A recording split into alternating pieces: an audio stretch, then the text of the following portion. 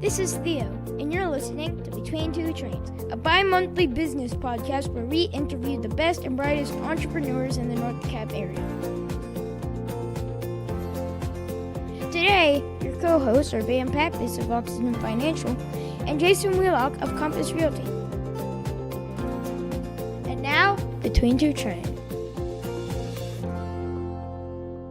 Welcome to another edition of Between Two Trains. I'm your host, Van Pappas, and today we have a special edition where we got the holidays coming up. In just a few days will be Christmas and then New Year's, and because of the holidays, I find myself flying solo today. My co-hosts are all off doing fun holiday stuff, so I'm going to run this one all by myself, and today my guest is Cordelia Blake. She runs some interesting different organizations and businesses, so we're going to jump right into it and bring her on the show. Cordelia, welcome to Between Two Trains. Thank you. Thanks for having me, Van. Yeah, I appreciate you coming on. So let's start with the first thing you have is an e-commerce business. Let's talk about your e-commerce business. Tell us exactly what it is and what you're doing. Sure. So I'm primarily I sell on Amazon. I started selling on Amazon in 2013, and originally I sold a lot of what's called arbitrage, which is like basically a lot of people can't even believe that you can do this, but you can like just go buy stuff like at Walmart and sell it on Amazon for 3 times what you paid for it. Holy cow. I used to do that all the time. I used to do that with Toys R Us when it existed. Wait. Why would someone pay 3 times what they could just go to Walmart and buy? Do they know? People shop where they are. Okay. Right? So when you're at a store, if they have a thing you want and it seems like a reasonable price, you just buy it. You're not like, oh, let me go to 10 stores. That's true. And that business of arbitrage has gotten a lot harder in the last 5 years, so I don't do that anymore. But that's how I got started. Harder? What's gotten harder about it? Well, first of all, the websites have gotten better about syncing up their pricing. Like now Walmart and Amazon are usually pretty close. So if I went to Walmart and bought, I don't know, whatever XYZ item, I'm probably going to find a pretty similar price on Amazon? Yeah, I mean, it depends what it is, but yes. Okay. So you going to Walmart and buying stuff and then turn around and putting it on Amazon, you're really not going to make any money. No, and Amazon's fees have gone up. Okay. All their fees, storage fees, all that stuff. So the business is more expensive now. So even the same item at the same price would make you less money now. And brands have started to get a lot more interested in Amazon. And so it's harder, brands will come after you for IP claims and they don't necessarily want you reselling their merchandise. There's still people who make millions of dollars a year reselling stuff that they buy, like at TJ Maxx, Marshall's, those aerosol pumps that you just bought I know you just bought pumps. Lori just bought pumps for $60. You're going to give away what I know. Those might have been $15 at Marshall's. Okay. And somebody bought them at Marshall's. Now, why don't we just cut out that retailer and can you go straight to like a distributor and buy the products from them and sell them on Amazon? So what happens is, in the thought process of a lot of business people, is exactly what you just did. You're like, okay, how can I scale this? How can I make it more efficient? And so some people have done that. Some of the bigger arbitrage sellers have just skipped ahead, but you have to spend a lot more money to be a bigger company to go and buy 10,000 aerosol shoes or whatever, right? Not to mention where you're going to store them. You have to have a warehouse, you have to have staffing. And so, but I do know sellers who have that kind of operation and they're just buying everything. But then you get into, how do you have your own products? And so I sort of made this journey. I started with arbitrage, got into bundles, which is where you combine products and put them together. And I teach a class on that. Give us an example of what a bundle is. I mean, a bundle could be some companies make their own bundles. But like if you bought Jell-O and a Jell-O mold. And so I'm going to want to make Jell-O. I need the mold. So instead of me going and buying 2 different things, I'm going to buy one bundle. So one of my really popular bundles, which I don't sell anymore, so I'm going to tell you what it is. It's a Halloween bundle, and it was a brain Jell-O mold from one company. Okay. and 2 boxes of green Jell-O and a bag of gummy worms. And so if you buy that whole kit, you can actually make a green Jell-O brain with worms coming out of it. Neat. So the goal with the bundle is to make the life of the customer easier, so that if they buy the mold alone, then they have to go buy the Jell-O, they have to go find the worms. Well, first they have to have the idea to do that. It's on the box. That recipe is actually on the box. On the Jell-O box? On the mold box. On the mold box. That's how I got the idea for it. I was like, oh, why don't I just sell all these things so nobody has to go buy anything?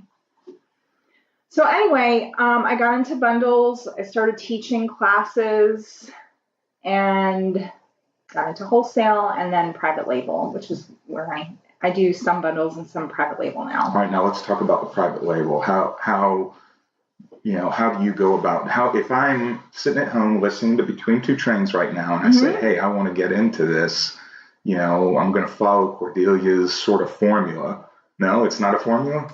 Well, actually, we're coming out with our intro-level class. So probably by the time this comes out, that class will be live on our website. Okay. So let's before we go into the class, let's finish talking about the private label, because that's your other sort of business organization you have that I want to talk about is those classes and what you're doing to help people who want to get into this business. But let's finish talking about the private label stuff. So when you say private label, does that mean you're getting products from, I don't know, China and bringing them over and slapping, the Cordelia Blake stamp on it? So there's a lot of different ways to do private label. So one of the things that I would say, if you came to me and you said, I want to do private label, I want to launch my own brand, is I would say, okay, let's start with arbitrage. So you can learn, you can make all your mistakes for less money. It's very rare that the first thing you try is going to work, and the second thing, and the third thing, and the fourth thing, and the fifth thing, right? So you want to basically assume that out of your first 10 things, like maybe one will be successful. Is that what it was for you? Yeah, I mean, it was more, it's ebb and flow. There were times when everything seemed to sell, and then nothing seemed to sell, and things, so it wasn't it was cyclical, right? So the thing with private labels, usually you have to order in larger quantities. And so I think that even if your long-term goal, you're stuck with all this product. If your long-term goal is private label, I still think you should go in via either arbitrage or wholesale bundles, because you can invest a lower amount of money. You can start to learn about your customer, start to see what actually works, and then you're ready to order either a product domestically made or import something in a quantity of 1,000 or more, and you're more likely to have it be successful. Okay. That's really interesting. So do you have we got, 10 days till Christmas? Do you have a private label Christmas item or a bundle that you're currently selling? So my big product that I was going to sell this Christmas ended up being one of my failures. So that happens, So we ordered 2 custom sets of Christmas ornaments from China. One is a beautiful set of stem ornaments. They'll have all this science imagery on them. And one is a beautiful set of African designed ornaments. And they are still sitting in the factory in Guangzhou, China. Oh, so you couldn't get them? They couldn't get here in time. They couldn't get here in time. No. What happened when the tariffs were announced? Uh-oh, here we go. So what happened when the tariffs were announced, they're kicking in January 1st. So every company that already was ordering from China placed really big orders to try to get them in before the tariff. And so the factories that, they're going to, if they have a queue of people, they're going to go with their bigger orders first. Sure. And even though to me 1,000 units is a lot, to them, that's a small order. They're probably also going after Walmart and Costco and whoever else is placing orders. Yeah, so all these companies that order from China, the second half of 2018, as soon as the tariffs were announced, placed massive orders in China. That's interesting. We had a guest back during the summer, Dimitri, that owns the Creative Stone in downtown Chambly. Okay. And he buys a lot of his stone from overseas. And he talked also about how those tariffs were affecting. So here we got 2 entrepreneurs right here in local little tiny old Chambly. They're being affected by these tariffs. So we'll have And then the other thing that happened is, so a lot of people don't realize, like when you go to the post office and you ship something, it's a price, right? It's the price. But when you do international freight, the price changes based on demand. And so freight prices are skyrocketing because we had this big increase in orders. And so our order just got lost in that. So we're not even going to try to ship it till next year. So that was my... Well, I would think the prices should come down next year. I think it'll settle down like by April or May, and then we'll get it for next Christmas. Right. Yeah. And then I have a line of clothing I tried that went okay, but it wasn't so great. I wanted to reorder. And I have some other projects I'm working on too. But the big Christmas project ended up not making it here in time. A few decades ago, when I first got into financial planning, I had a mentor that told me that when you invest in private type of investments, we were talking at the time about real estate investments or limited partnerships or stuff outside of just buying stocks on the stock market. He said, Van, expect that 1 out of every 10 are going to be home runs and the others are going to be either just break even or duds. That's right. And so here we have a completely other side of the spectrum from what he taught me, but still that same 1 in 10 sort of rule. Yeah, and that's really, I think, anytime you try something new, you should assume that you might have to try 5 or 10 things to find the thing that's going to work. And so that's another reason why when people are getting into e-commerce, I suggest they start with something less expensive. Now, is it just, so your business, you've been doing this now for what, about 4 or 5 years? Mm-hmm. So, and it's just on Amazon? Right now, I sell primarily on Amazon. I've done some Facebook Marketplace and Facebook selling. How does that work? Because I see those all the time, and I'm like, should I buy off of them or not? Does it work pretty well? So Facebook really just decided this year that they want to be in e-commerce. So they've kind of dabbled, they have their market, but this year they've done some investing in their own e-commerce. So it's still a little clunky, but it's Facebook. Lots of users, lots of eyeballs. I predict that in the next 5 years, the next big competitor of Amazon and Wayfair and Walmart is going to be Facebook. Because they can afford to just dump money on it until it works. Right. Whereas like a smaller company can't afford to do that. And they have so many different ways of making money off of people that if like the e-commerce part breaks even or is a loss for them, they're still making money off the ads and stuff. So anyway, that's probably getting technical. Now, how does Amazon do it? You have to get some kind of license with them, or when you want to start your Amazon store, what do you have to do? So you really just need a business license. Okay.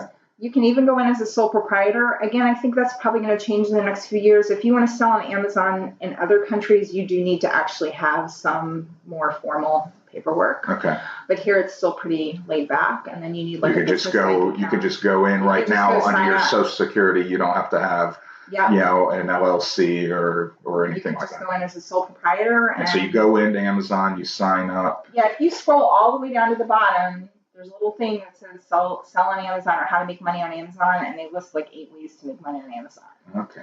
Or if you look up a product, a lot of times next to the buy box, it'll say sell yours, and then it takes you into that whole site. Now, I'm a pretty good researcher, so I could probably go down and click on that and read all that and spend a bunch of time. But I think that segues into your other organization, which is Scanner Society, right? Yeah. Where you're actually teaching people and networking with people that want to be in this business, correct? So Scanner Society is a trade organization for Amazon sellers and other e-commerce professionals. Okay. So just like you might join the local Chamblee Chamber of Commerce, you would join Scanner Society. All right. And so this is nationwide. You have people all over the country. Yep.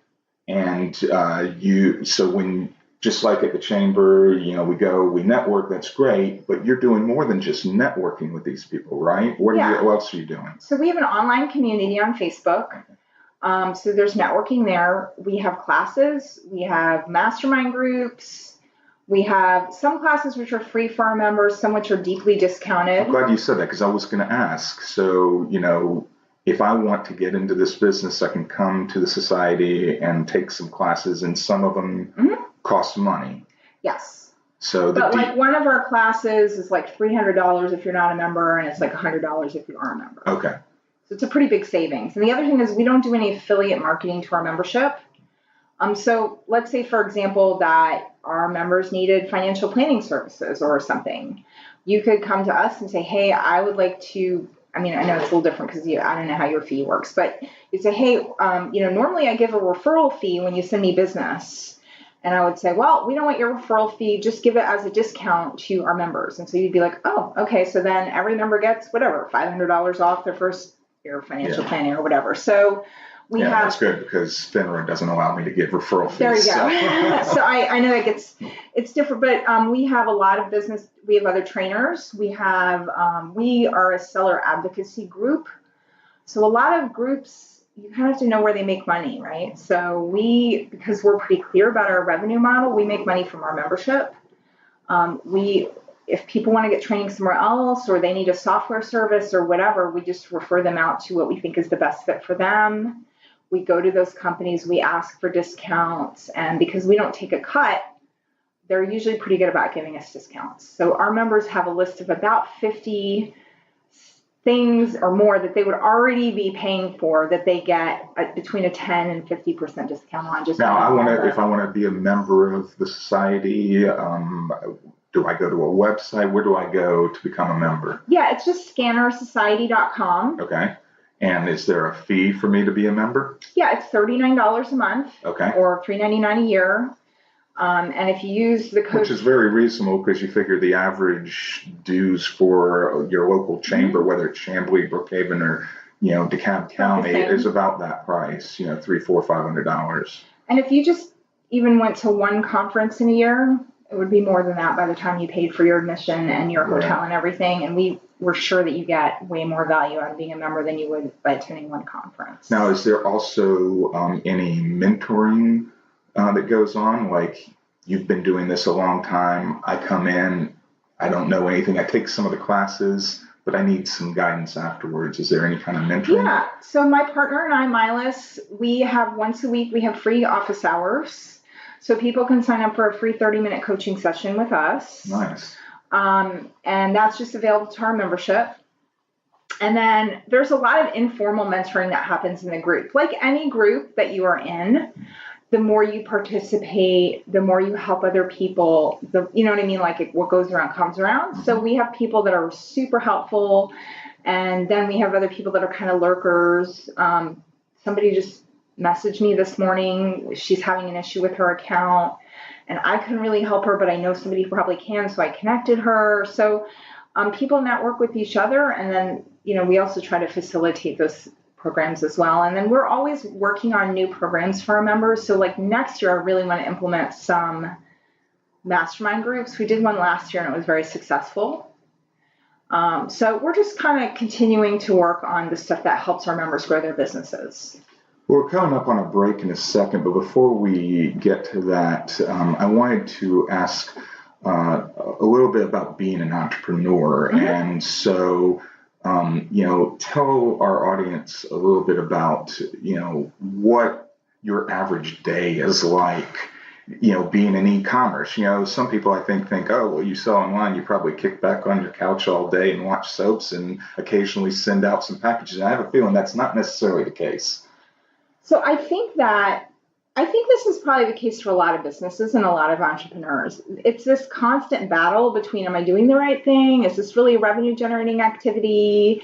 Or am I just Instagramming like for fun or whatever, So I try to have some structure to my days. I walk my dog every day. It's getting later now that it's colder, but I do it every day. I have two business partners, one in Scanner Society and one in my e-commerce business, and I check in with both of them almost daily. We're always updating our to-do list, like what do I need to work on today? What are we working on this week? That both helps me stay on task and it helps me stay motivated because I need that human contact. And I've learned about myself, I think as an entrepreneur, you have to be really self-aware. I've had to learn that I work better with partners than employees. And so even though I'm giving up a share of my company, my personality works better with partners than employees. That is so reverse. That's great to hear. Not everybody feels that way. Most of the guests we've had on have, we've asked a question about, would you bring on a partner or this or that? And it's so often that entrepreneurs are the personality type that just want to grab hold of their business and hold it tight and really are reluctant to let any part of it go to someone else. So that's sort of different here. And I kind of like that. I think it's really good. I mean, having a business partner is a lot like a marriage. I mean, you have to date and see if it's the right fit. It's not everybody's going to be your business partner, just like not everybody's going to be your spouse. Right. Great analogy. But you also have to have complementary skills. Like I had one partner for a while and we both had a lot of similar skill sets. And so there was still a bunch of our business that got neglected. So now both my partners, they have really different skill sets than I do. So it means it's more pressure on me because there's stuff that only I can do. But it also means that the parts of the business that are not my strong suit, they're really passionate about. And so it's a better balance. Well, we are going to take a short commercial break where we hear from our sponsors. And then after we come back from the break, I'm not sure if you've ever listened to our show, Cordelia, we play a fun game called Hot or Not. We're going to ask you to tell us some things as an entrepreneur, whether they're hot or not, right after the break. Looking for an affordable, functional, and creative space to work? Check out 3411 Co-working in downtown Chamblee. They have flexible month-to-month office space options that include fiber internet, meeting rooms, printing, coffee, snacks, and networking events. 3411 Co-working is the perfect place for entrepreneurs, remote workers, and small business owners looking for a one-stop shop for your professional needs. Stop by for a tour Monday through Friday from 9 to 5 and see how 3411 Co-working can work for you. Welcome back to Between Two Trains. We are here with Cordelia Blake, and you can listen to Between Two Trains on our website at betweentwotrains.com or any of your favorite podcasting apps. Check us out next time you're driving to work, and you can listen to all our back episodes as well. So we got some great entrepreneurs that we brought here, and we've been on the air now for 1 year. Congratulations. I know. Thanks a lot. It's amazing that we've made it a year.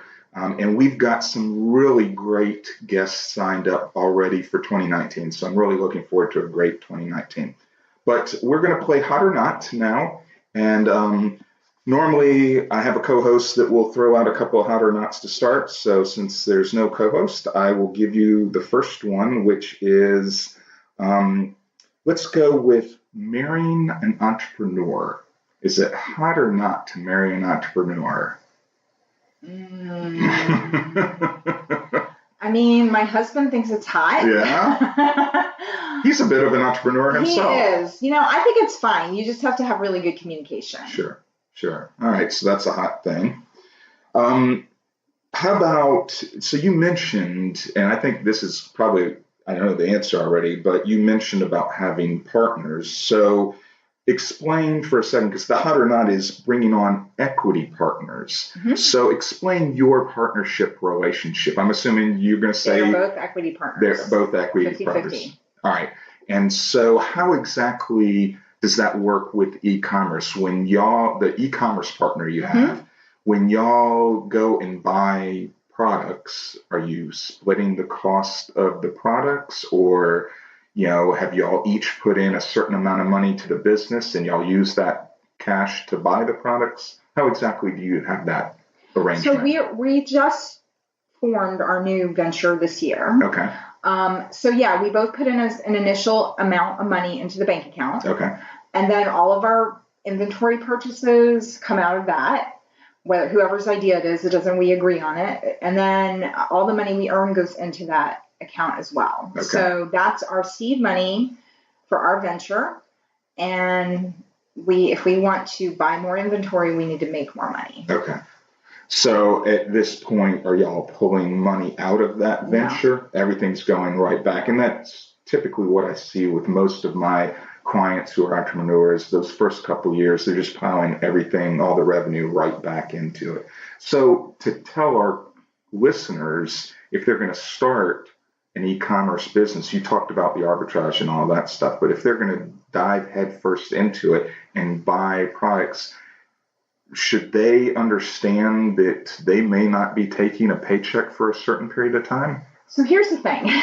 This is the absolute important thing about being really brutally honest with yourself when you start a business. Do you need an income or not? I have had people reach out to me and say, hey, I'm leaving my job next week. I want to do e-commerce. I'm like, it's too late. Like, if you need to pay your mortgage, it's too late to start that business to pay your mortgage.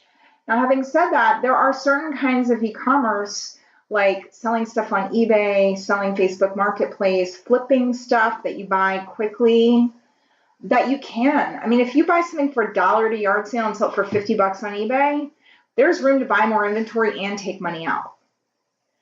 But if you're investing in a licensing deal and you have to spend $10,000 in your first purchase and you're going to sell it over the next year and hopefully make 30, and then you need to do another licensing deal, there's no money to take out of there. So you need to have multiple streams of revenue within your business if you need money now. And the other thing is, psychologically, some people just need to be making money to feel like they're successful. And you need to be honest about that too, and then plan your business accordingly. So I've mentioned on the show a number of times, I like to call it having a side hustle. Mm-hmm. Do you recommend before you quit that job and jump head first, should they sort of dip their toe in while they still have that job and sort Absolutely. of make this a side hustle until they've built up enough Yes. in the business? Yeah, I mean, it really depends what your goals are, but yeah. I mean, it's very hard. E-commerce has gotten a lot harder in the last 5 years. It is very hard to jump in. Well, look, any inventory business, right, where you have to buy inventory, like your best case scenario, let's say you spend $10,000 on inventory and it all sells and you make $20,000. Well, you either maintain the same size business and just rebuy 10,000. But if you want to grow, you need to buy 15,000. Well, you can see how if you're taking money out, it totally limits your ability to grow. And if you don't sell that 10,000, then you're out of luck. Right. And if only half those items do well, and you have to learn from that, and then so definitely e-commerce is something you can start as a side hustle and do it. What would you suggest to our listeners should be like a starting point on a dollar amount to get started? A few $1,000s, $10,000, $20,000? How much do they really need to get going? It really depends what kind of business they want to have. You can sell stuff for free on eBay. Okay. Like I thought eBay took a cut. They do, but I mean, you can acquire stuff for free. Sure. And make money from it. Okay. So, like, you can sell pine cones on eBay. But if I don't want to, dig through my own trash and clear out my garage, I'm going to have to go spend some money buying something to sell. Well, you could take $50 and go buy stuff at a thrift store. Okay. And yard sales and be really creative. Or you can take $5,000. What is that expression about separating a fool from their money? Right. So sometimes when you go into a business with more startup capital, you just lose it faster. Right. So having $50,000, I've met people who, this is going to drive you nuts. I met a guy at a conference. His first thing he decided to sell online was a baby latch for a cabinet. Okay. A safety latch. That was his first thing he imported from China. I said to him, how did you get insurance for that? He was like, what? I was like, you're selling a baby latch and you don't have business insurance? I'm like, you could not just lose your business, but like your house and your whole life, and a kid could die? He had no idea. Right. So he went to China, he saw baby latches, and he probably spent $10,000 on that. So having a certain amount of money, it doesn't make you make good decisions, right? So they need to come. They need to come to Scanner Society and take some of your classes. They do. So we have our classes and our coaching, and a lot of people they fall for the sexy, have a $10 million business in 5 minutes, and I don't think you can do that in any industry. No, you got to work hard. Yeah, you got to work hard and learn how the business fits into your personality and your life. How much time do you think you spend on just forget about the Scanner site, just the e-commerce in a week? Are you putting in 20, 30 hours? Probably 10 to 12. 10 to 12 hours a week? Yeah. Okay. And then about 10 to 12 on Scanner. Okay. And then whenever else I can. And then, now, there is a third thing that you've started here in Chamblee, a Facebook group, right? I did. I started a Facebook group called Chamblee, Georgia Chat. Okay. What was the thing behind that? I started it because, first of all, I love Facebook. And I guess I'm an anarchist, and that I think that sometimes large organizations like governmental organizations inhibit communication. And so I thought it'd be cool just to have a group for Chamblee business people, residents, friends, fans to just connect with each other. That wasn't necessarily sort of like overseen by Big Brother or whatever. So, and more than just the local neighborhood. Right. So that encompasses all of Chamblee. Yes. I mean, ideally, I'd love to have, the international aspects of Chamblee added in over time. I recently saw a post on that Facebook group about an event that the city was putting on, and it seemed like it got posted on your site before it even gotten posted anywhere else. So a little bird told me that some of the people in Chamblee government and aren't that good at Facebook marketing. Okay. We'll leave it there. I don't know if you want to cut that out, but so no, my group has gotten some attention because I'm better at Facebook marketing. Yeah. Well, and listen, I don't want to badmouth. I love our city. I love our city government. I love our city too. I love our city staff and their employees.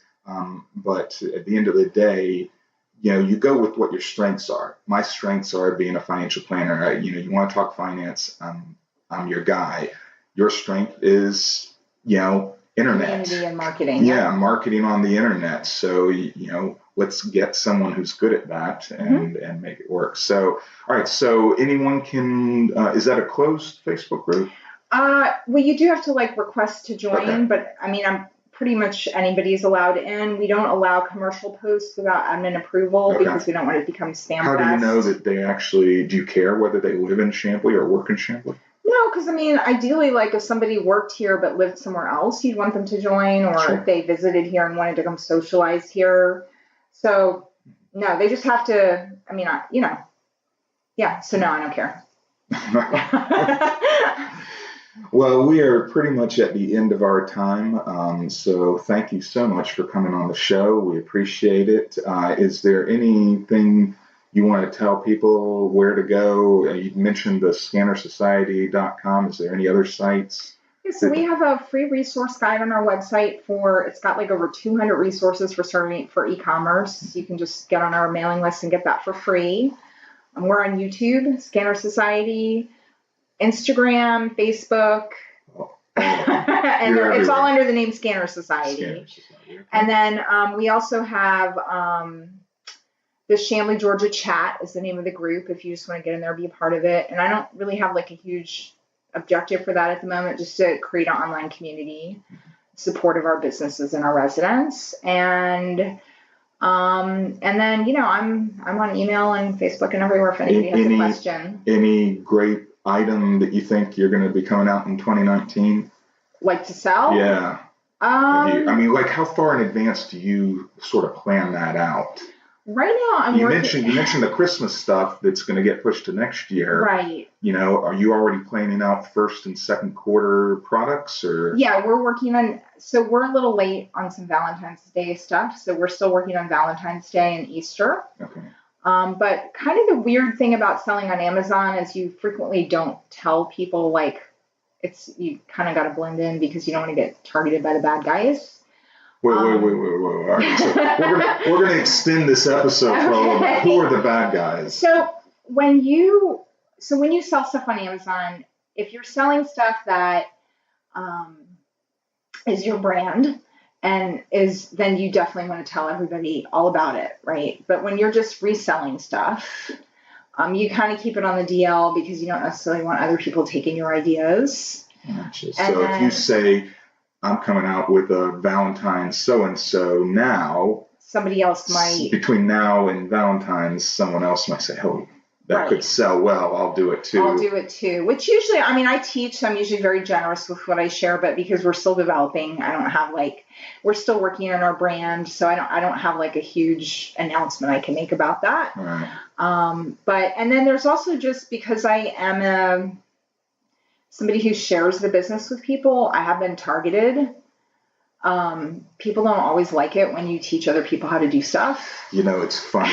It's funny you say that. So, I write regularly on a financial blog site called Your Smart Money Moves. Mm-hmm. And it's funny. I've seen people steal some of that content and for their own blogs. And I give away these free ebooks. So you can go to any of my sites and request. I've got all kinds of financial ebooks, and you fill in your information. And I find that sometimes the people that are filling out their information are other financial planners. Because they just want the ebook so they can turn around and repurpose that ebook for themselves. But I mean, there's actually, like, if you know somebody's Amazon store, you can. There's all sorts of nasty things people can do. Really? So I don't think anybody. World. All right. So to all our listeners, for 30 minutes we told you all the reasons why you wanted to be in the e-commerce business. Here's the reason why you don't. It's cutthroat. It is. I mean, it's a great business. It's a challenging business. I love it, and it's something you can do. One of the most profound things one of our members said to me once was, she said, I see all these videos about how you can work from the beach and live your ideal lifestyle.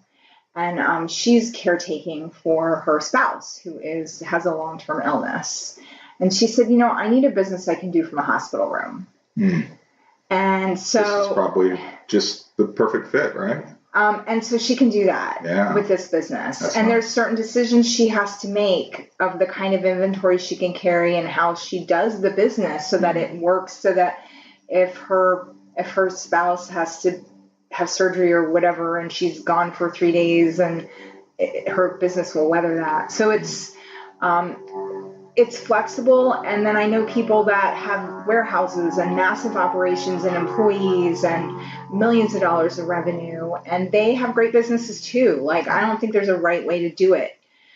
So that's the great thing about it, is you can morph it into your life, but it's still a business. You still have to work at it. You still have to understand bookkeeping and money and all the stuff that a lot of us don't like dealing with, and all that stuff. You can get Van.